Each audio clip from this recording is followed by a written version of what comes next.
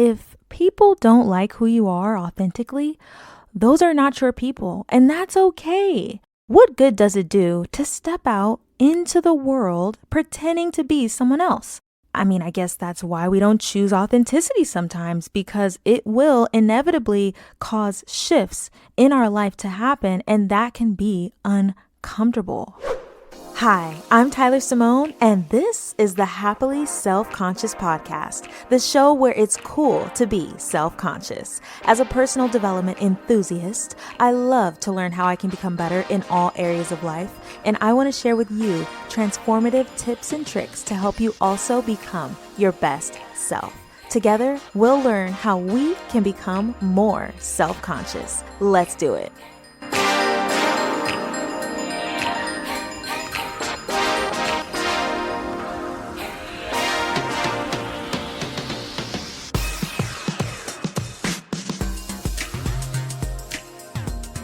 Hello.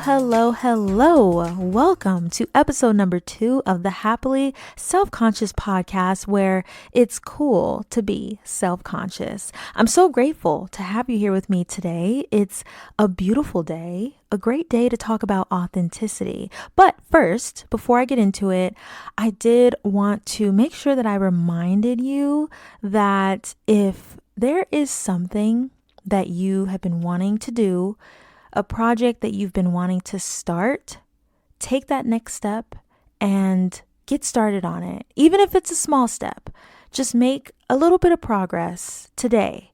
Do something to work towards a goal of yours, because it'll be so worth it in the end, and you'll feel so much more motivated to keep going once you get started. And I wanted to make sure I said this today specifically because I'm just feeling so happy that I took the step and that I started this podcast, this new project, because I felt like it was something I had to do. I've been wanting to do it for a long time, and to be here talking to you today, it feels so good and it feels so right. And I want you to feel that same way. So I just wanted to make sure that I said that. Okay, so where shall we start? Authenticity, or being authentic, is so intriguing to me. It is something that I think about pretty often, and I love when I come across chapters in books that are all about authenticity, because I like to hear others' takes on it. When I think about the word authentic, I think of something, or in this case, someone who is real, who is unapologetic, fearless, unique, and intriguing. Authentic people can be really fascinating, don't you think? They are the people that say what other people are thinking, but just won't say out loud. They may be a little different, but they choose not to shrink themselves to make others feel comfortable. Authentic people are their whole selves. If you ask me, authenticity is one of the most magnetic forces in this world, aside from love, of course. When you find someone who is authentic, you just can't look away, right? If they're truly authentic, something about them feels welcoming. They make you feel like you can also be your true self. Authenticity has to do with your personality and the way that you portray yourself to the world. Someone who is authentic is someone who isn't afraid to be who they truly are. They don't compromise who they are for the comfort of others. At some point as children, we were unapologetic, living life on the edge, being our entire awkward, cute, weird selves. But that starts to get a little altered over time, unfortunately. How does one go from being an unapologetic child who is authentic in every way to being afraid to show their true selves? Well, the world has definitely been telling us who to be, how to act, what to like, what to do, and to play it safe in a lot of ways. And this can create sadness, uneasiness within oneself, because without authenticity, we are just a big ball of unfulfilled confusion, really. And you know what? Despite its magnetism, authenticity is not easy to develop or to tap into. The truth is, it can be tough to maintain complete authenticity depending on where you are, the people who are around you, and sometimes you don't even know yourself enough to portray your authentic self, which explains why getting to know you is so important. How can you be authentic to who you are if you don't know who you are? It takes a lot of courage to be your true self. I think we can all agree on that, which is why a lot of people don't ever go there. Depending on how you look at it, it's honestly easier to become someone you're not. It's not the right answer, but that's why people conform. That's why people will jump on trends and follow the crowd. It's easier to adopt qualities that look good to others or that are already being sought after. According to Brené Brown, one of my favorite authors, researchers, and storytellers, authenticity is the daily practice of letting go of who we think we're supposed to be and embracing who we are. The key word is practice. It's a choice. It wasn't until I read her book, The Gifts of Imperfection, that I ever saw it as a choice. But it makes perfect sense. What's so interesting about authenticity is that choosing to be authentic is this never-ending cycle. The choice to be authentic is happening every day, all day long, from the moment you wake up until you go to bed at night. Do you ever think about that? The goal is to be authentic at all times, but in a world where you are taught to be a certain way or parts of you are portrayed as undesirable or incorrect, you naturally try to conform and become someone you're not in an effort to fit in. This can be happening consciously or unconsciously, which is pretty scary in my opinion, because doing that hurts you more than anyone else. Trust me, I know. I've tried to conform many times, unfortunately, in relationships, in friendships, at work, in public, for no reason whatsoever. Well, I guess it's not for no reason. There was a reason. I mean, there always is. And that reason usually is that you want to fit in or you want to be accepted. But let me tell you, it never works out in your favor. And I'll tell you why. Even if you gain the like of those around you after altering who you are, guess who has to keep up that facade? You do. Guess who, in the process of doing that, moves further and further away from who they really are? You do. And one day, you'll wake up, look yourself in the mirror, and you won't recognize yourself at all because the person you're portraying on the outside doesn't match the person on the inside. And what's crazy about that is you're really the only one that knows that. You can feel it. That is called being inauthentic. In The Gifts of Imperfection, Brené Brown writes, it's about the choice to show up and be real, the choice to be honest, the choice to let our true selves be seen. And all of this is not to say that being authentic at all times is easy. It can be pretty scary sometimes or uncomfortable, but it's so worth it. I mean, what good does it do to step out into the world pretending to be someone else? Wouldn't you have to keep that facade up forever? As I've gotten older, I've had to be okay letting my true self be seen no matter what that causes, whether it causes people to lose interest in me as a person, whether it causes seasons in my life to end. I mean, I guess that's why we don't choose authenticity sometimes, because it will inevitably cause shifts in our life to happen, and that can be uncomfortable. Very uncomfortable, but not being authentic is also uncomfortable. So I guess it all comes down to choosing your struggle. When I sat down to plan this episode and I decided on the topic of authenticity, The Gifts of Imperfection came to mind instantly because not only is it one of my favorite books, but it also describes authenticity so nicely. Quote, staying real is one of the most courageous battles that we'll ever fight. End quote. Why is that? Well, because other people prefer that we choose their comfortability over our own sometimes. They may not even be consciously aware of this. And when I say their comfortability, I'm referring to their comfortability in a relationship with you. And you can tell by their reactions and or resistance to your authenticity. It will show itself on the outside through resentment, critique, distance, questioning, or just general dissatisfaction or dislike when you show them who you really are or who you are today, which can signify growth within you as a person. For example, you may have been a people pleaser at one point, and don't worry, a lot of us battle with this, including me. Sacrificing yourself for the needs of others, not putting yourself first, doing the heavy lifting in relationships. So what happens when you say, you know what, that's not me anymore. I want to be better at honoring my needs. There's going to be people in your life who respect that and want the best for you. And then there will also be others who would like for you to stay a people pleaser because that worked for them.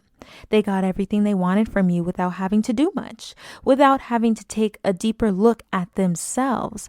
But if being a people pleaser is not authentic to you anymore because you've grown, you're doing your personal development work, you've matured, you know that that characteristic doesn't serve you. That is a life choice that you have the right to make for yourself. And don't ever be afraid of appearing selfish because the opinion other people have of you is none of your business. And that's something I remind myself of every single day. You are in charge of communicating your authentic self. It doesn't matter how other people perceive that because guess what? Everyone else is hopefully presenting their authentic selves too.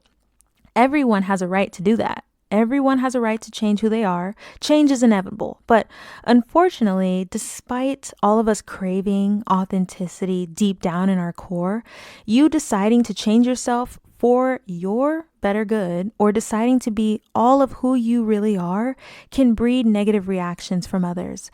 Negative reactions such as contempt, shame, or isolation even, which is wild to think about, right? I mean, you would think that we all want to be authentic, so of course, why wouldn't other people want me to be authentic too? Yeah, I know, it makes no sense. According to Dr. Brown, when we go against the grain and put ourselves and our work out in the world, some people will feel threatened and they will go after what hurts the most. Not only does everyone crave authenticity deep down, but if one has not cultivated that within themselves or they feel like they can't be authentic for one reason or another, chances are they will despise it in others. It's unfortunate, but it's true. If people don't like who you are authentically, those are not your people, and that's okay. Listen, it's one of my biggest life lessons right now is that there are going to be people in my life that don't like me. I mean, go figure. Why did I ever think otherwise? I don't know. Apparently, I thought that this world was made of fairy dust and was full of loving, accepting people who want nothing but the best for you. But no. And coming to the realization that this was just not true, it used to make me really sad. I used to question why. It never made sense to me. But guess what? I don't care anymore. And there's so much freedom in that. If you are being authentic, don't worry about other people liking it or liking you. You weren't born for their consumption. You were not brought into this world to live for other people, to satisfy other people's needs, to abandon yourself and be who they want you to be. That is not your job. And guess what? They're most likely not doing that for you. You are here to shine your light and to be your entire self. To suppress your true self for the comfortability of others is never, ever worth it. Trust me, you're going to feel depleted and they're going to end up unhappy with you anyway because people can sense inauthenticity. It just all turns out to be a big mess. So how can you be more authentic starting today? Well, for one, say no when you want to say no. Do not say yes to things that you know in your heart you want to say no to. One thing I've learned over time is that your soul knows. And the more you say yes when you really want to say no, you do yourself a huge disservice. You're lying to yourself. And when you do that over and over again, not only does your self-confidence take a huge hit, but you start to trust yourself less because you aren't listening to yourself. Your body knows, and it certainly remembers. Speak your mind. Don't hold anything back. I'm not saying don't respect others or be unkind, but what I am saying is speak your truth, because one thing I know for sure is that you will explode one day and it may not be pretty.